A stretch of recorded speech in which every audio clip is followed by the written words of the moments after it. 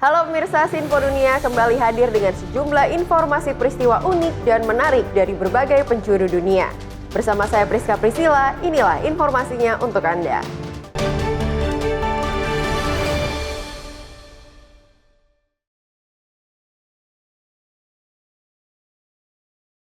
Azan berkumandang di Times Square, New York di bulan Ramadan. Ini adalah bagian dari pelaksanaan sholat tarawih yang rutin diadakan satu kali setiap tahunnya di lokasi ikonik jantung kota Manhattan. Azan berkumandang di Times Square, Manhattan, New York, pusat keramaian yang selalu ramai dengan pengunjung. Pelaksanaan sholat tarawih kembali dilaksanakan untuk keempat kalinya sejak pertama dilakukan pada tahun 2022. Azan diperdengarkan dari pengeras suara sejak waktu berbuka puasa, dilanjutkan dengan pembagian makanan berbuka. Ratusan jemaah dari mancanegara mengikuti pelaksanaan salat maghrib, isya, hingga tarawih. Ini yang kali pertama. Kali pertama. Oh, very, mind blowing. Membangkitkan rasa semangat Ramadan tu. I'm doing Facebook live and share it with my brothers in Malaysia. Pelaksanaan sholat tarawih dilaksanakan di kawasan Times Square, New York City satu kali setiap tahunnya. Dan di belakang saya ini adalah syaf untuk para pria dan di sebelah sana adalah lokasi untuk jemaah para perempuan. Dan dilaksanakan dari jam buka puasa untuk sholat maghrib, lanjut sholat isya, dan juga dengan pelaksanaan sholat tarawih. Yang menariknya, makin malam makin ramai meskipun cuaca ekstrim dingin sekali, yakni hingga minus 2 derajat Celcius. Pelaksanaan tarawih di jantung kota New York ini kerap tarik perhatian pelancong dan warga setempat. Dikelilingi ratusan videotron berbagai iklan, tak jarang ibadah ini juga dikritik karena lokasinya yang dianggap tak suci untuk sholat. At first I was a little bit skeptical when I heard about this because I thought it's a bit of a haram place fundamentally, but then I thought about it and it's like it can be good to bring some halal energy to this part of the city. Tokoh Islam New York asal Indonesia, Samsi Ali, menyampaikan maksud baik dari misi pelaksanaan ibadah ini. Sebagai orang yang belajar agama Islam, saya tidak pernah melihat ada yang melanggar secara syariah untuk sholat tarawih di Times Square. Karena ini sangat penting sekali. Ada yang ingin kita sampaikan kepada saudara-saudara semanusia di kota New York bahwa we exist. Kita di sini hadir. Kebebasan pelaksanaan ibadah di muka publik dijamin oleh pemerintah kota New York melalui perolehan izin penyelenggaraan kegiatan ibadah publik untuk manfaat komunitas untuk satu hari dan di satu lokasi. Dari kota New York, Randy Wucaksana dan Naratama, VOA. Kota Chicago di Amerika Serikat memiliki status sebagai kota suaka, sebuah status hukum yang memungkinkan sebuah kota membatasi kerjasama antara penegak hukum lokal dengan otoritas keimigrasian federal Amerika Serikat. Di tengah deportasi massal oleh pemerintah federal di bawah Donald Trump, kota-kota seperti ini mendapat sorotan. Para wali kota dari Chicago, Denver, New York, dan Boston menjawab pertanyaan tentang kebijakan mereka sebagai kota suaka bagi para imigran dalam dengar pendapat Kongres di Washington DC baru-baru ini. It is federal law to turn over those illegal criminals to ICE. And we have heard reports, and many of you have said publicly, that you are going to obstruct that. That is against the law. And we're going to hear more about that today. Dalam pernyataan pembukanya di hadapan Komite DPR AS untuk Pengawasan dan Reformasi Pemerintah, Wali Kota Chicago dari Partai Demokrat Brandon Johnson membela kebijakan kotanya. Chicago's welcoming city ordinance and our other laws and policies do not lead to more crime. They do not prevent cooperation with federal law enforcement on criminal matters. And we do not harbor criminals. We arrest them. Dewan Kota Chicago di bawah kepemimpinan Wali Kota Demokrat sebelumnya mengesahkan peraturan kota ramah yang berlaku saat ini. Hukum ini membatasi kemampuan dari agen imigrasi dan bea cukai federal untuk melakukan berbagai hal seperti menginterogasi tahanan misalnya atau menggunakan fasilitas kota untuk penyelidikan di antara langkah-langkah lainnya.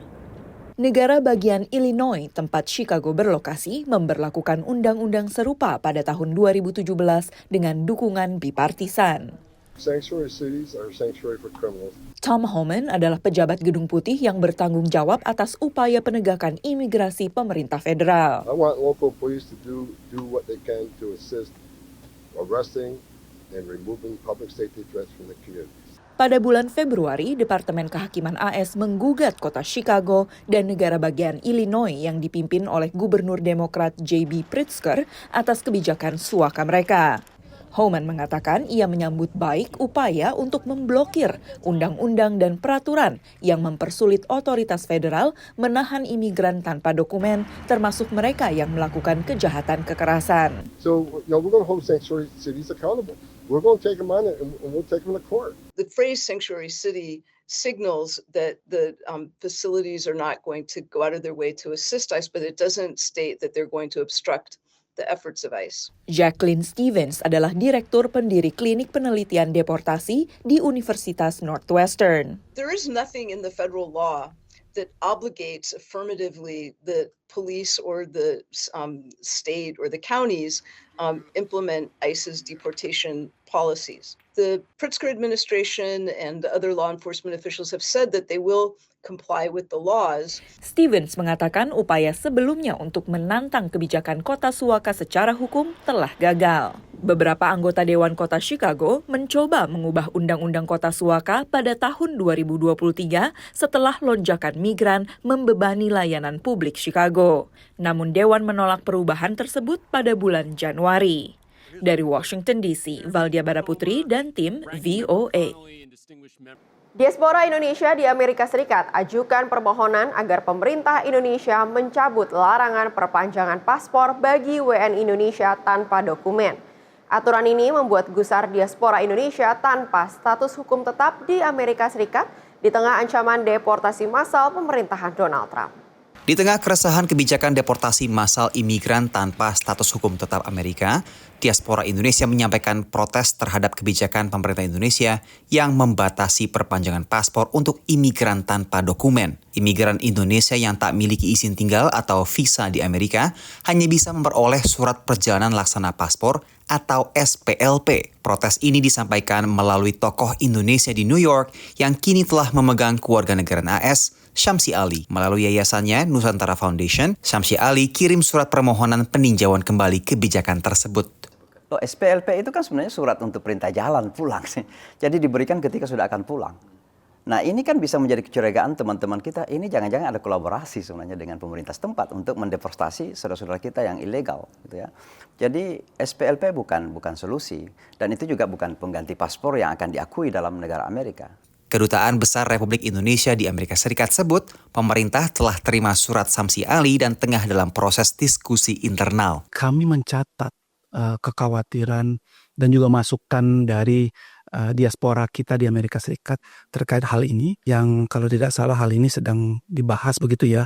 Semoga kita bisa mendapatkan suatu solusi yang juga mengedepankan dan melindungi kepentingan WNI diaspora Indonesia di Amerika Serikat dan di seluruh dunia begitu. Per bulan Mei 2025 ini pemirsa, pemerintah Amerika Serikat perketat aturan perjalanan pesawat terbang domestik. Penumpang wajib melampirkan real ID atau identitas resmi yang dikeluarkan negara bagian seperti SIM dan juga KTP. Bagi warga imigran tanpa dokumen izin tinggal tetap, paspor jadi satu-satunya identitas resmi yang bisa digunakan untuk berpergian. Analis juga mengkhawatirkan status dan konsekuensi hukum diaspora tak berpaspor jika terdampak deportasi. Jadi ketika seseorang tidak memiliki paspor, tidak memiliki identifikasi kewarganegaraannya, itu sama seperti negara yang stateless. Jadi negara yang benar-benar, jadi di sini seseorang tersebut bukan tidak bisa tinggal di Amerika Serikat, tapi juga tidak jelas kewarganegaraannya. Ditakutkan seperti itu. Dan nanti juga ditakutkan seperti ICE atau pemerintah Amerika Serikat akan bingung juga ini nanti dibalikinnya kemana. Sebagian diaspora tanpa dokumen yang memiliki anak yang lahir di Amerika bisa dapatkan kewarganegaraan ketika anaknya beranjak dewasa. Teman-teman kita sudah punya anak, kemudian anaknya berumur 18-21 tahun dan sudah bisa kerja, anak ini bisa mensponsori orang tuanya. Tapi salah satu persyaratan untuk disponsori kan paspornya masih harus hidup kan. Nah kalau tidak berlaku gimana? Atau misalnya dalam proses dia mencari kerja, tiba-tiba ada satu sponsor yang akan mensponsori dia. Tapi kan persyaratannya paspornya harus berlaku. KJRI New York perkirakan ada sekitar 80.000 WNI di wilayah kerjanya. Sebagian di antaranya adalah imigran tanpa status tetap. Dari New York, Randy Wicaksana, VOA. Selama bulan suci Ramadan, acara buka puasa banyak dilakukan di sejumlah instansi pemerintahan di Amerika. Tak ketinggalan di Gedung Kongres Amerika Serikat. Gedung yang jadi simbol perwakilan rakyat Amerika Serikat ini juga jadi tempat diskusi antar agama di ibu kota Amerika Serikat.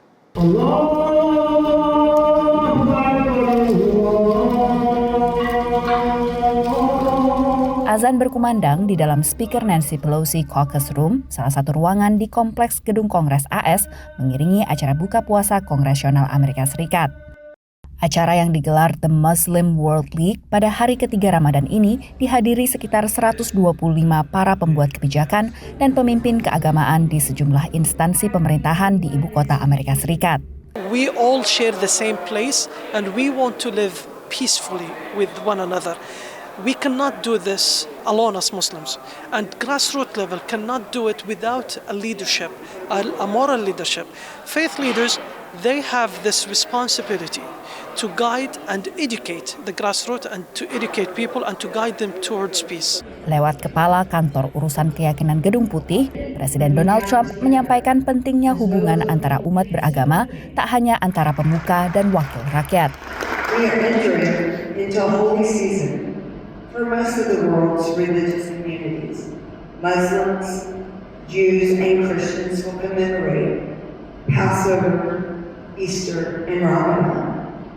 Billions will be praying to God, and billions will be searching their own hearts. May it be for all of us, all the children of Abraham, a time of introspection, marked especially by billions of prayers for peace.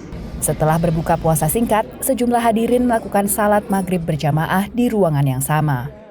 Selama bulan Ramadan, sejumlah instansi pemerintahan di AS seperti Departemen Luar Negeri dan Departemen Pertahanan biasanya menggelar acara buka puasa bersama. Salah satu yang paling bergengsi dan politis adalah buka puasa di Gedung Putih bersama dengan Presiden AS.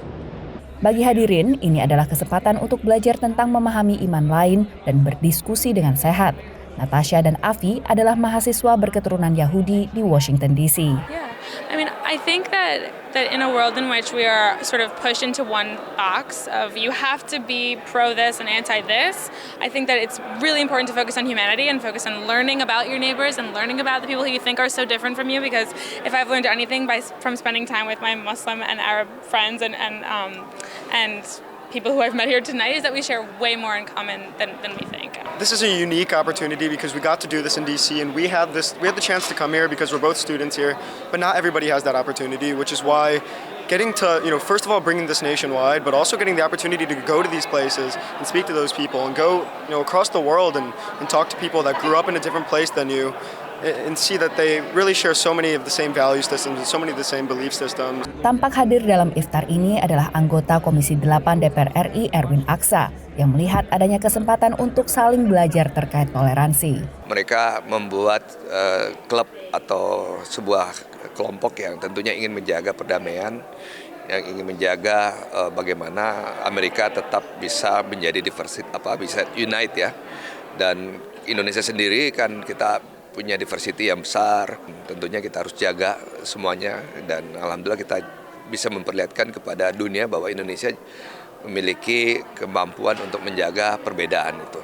Sebelumnya pada awal Ramadan, Trump menyampaikan salam bagi warga Muslim AS dan berkomitmen untuk menegakkan kebebasan beragama di Amerika Serikat. Dari Washington DC, Virginia Gunawan dan tim VOA. Anda kembali menyaksikan Sinpo Dunia. Otoritas Afrika Selatan memperkenalkan sistem informasi digital yang menyediakan data pertanian bagi para petani kecil. Teknologi pertanian presisi ini memanfaatkan kecerdasan buatan dan data satelit untuk membantu petani meningkatkan produktivitas lahan dan hasil panen mereka. Kemajuan teknologi pertanian telah membantu petani komersial meningkatkan hasil panen mereka di seluruh dunia. Tapi masalah keterjangkauan dan aksesibilitas sering membuat petani kecil tidak memiliki akses ke teknologi yang sama. Untuk menjembatani kesenjangan ini, Dewan Penelitian Ilmiah dan Industri Afrika Selatan atau CSIR mengembangkan sistem berbasis web yang dirancang untuk petani kecil. Sistem ini disebut Sistem Informasi Pertanian Presisi atau PAIS. Moses Cheu adalah ilmuwan utama proyek ini. Menurutnya, platform ini menggunakan bahasa lokal dan kecerdasan buatan untuk menganalisis data yang bisa membantu petani membuat ladang mereka lebih produktif. We have adapted soil pH, soil organic content, soil nitrogen content or information that no other system has gone down to that level to generate such information. Data dikumpulkan dengan drone dan peralatan lain, kemudian dibandingkan dengan citra satelit untuk membantu petani mengoptimalkan kondisi pertumbuhan. Menurut CSIR, sistem ini bisa meningkatkan hasil panen petani hingga 20%.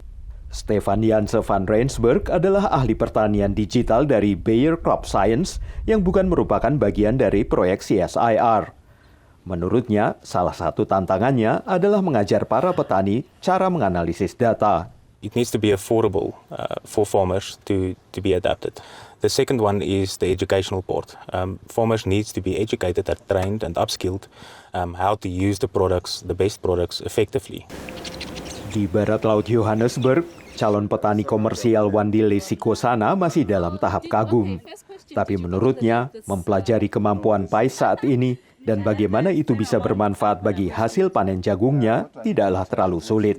They say that they can check the moisture in the soil, via satellite. It's like, wow.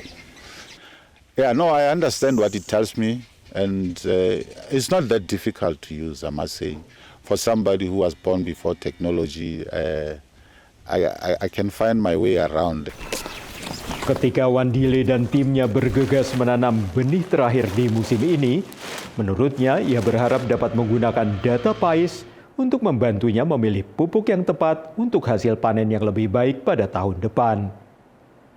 Dari Washington DC, saya Helmi Yohanes dan tim VOA.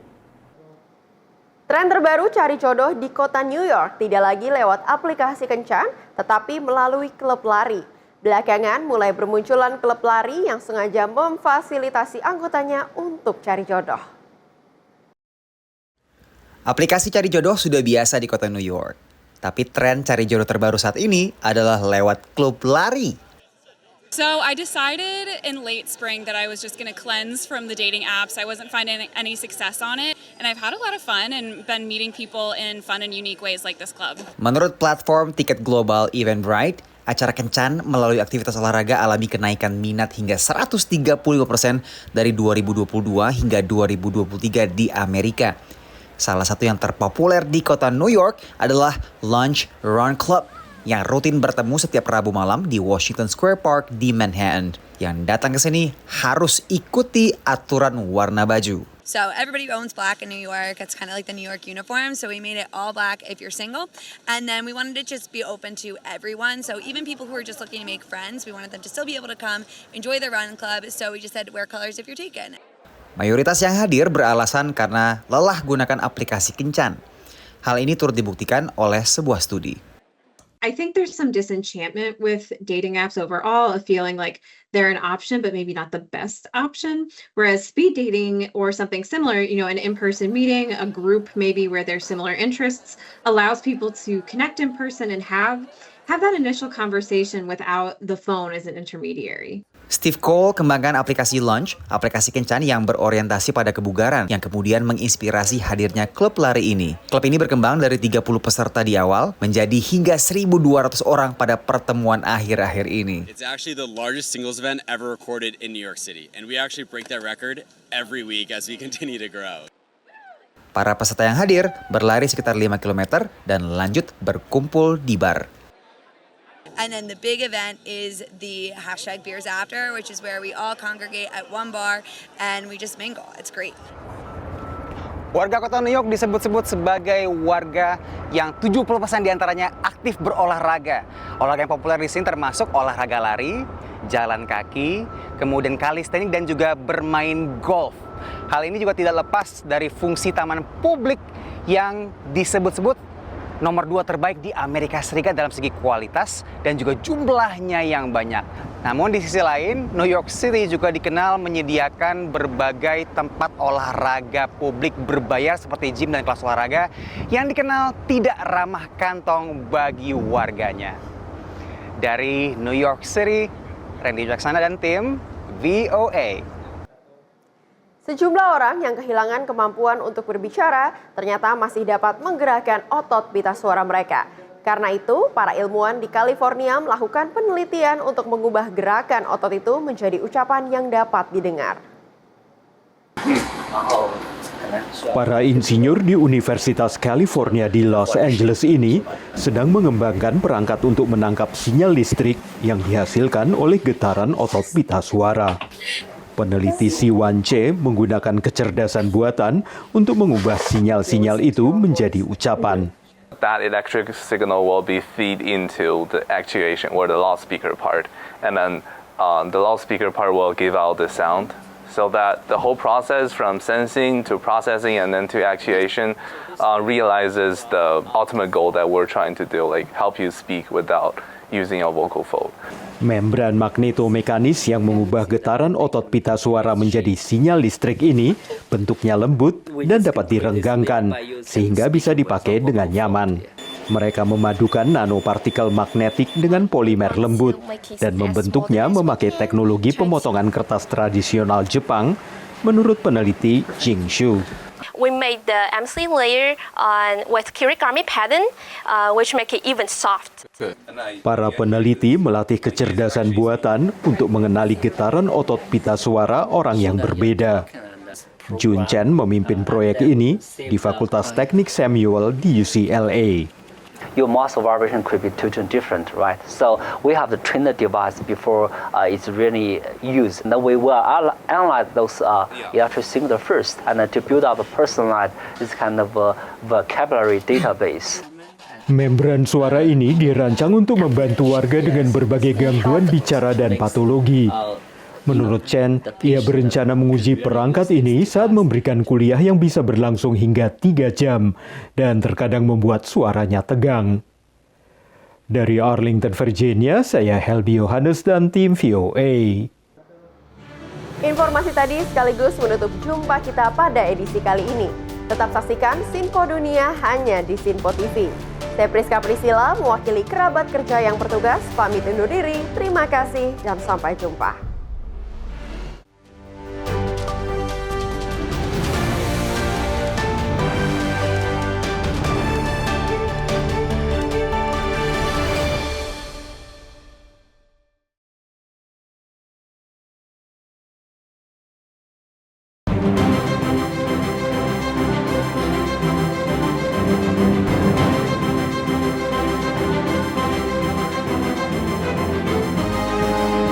Sinpo TV, News, Sport, Entertainment.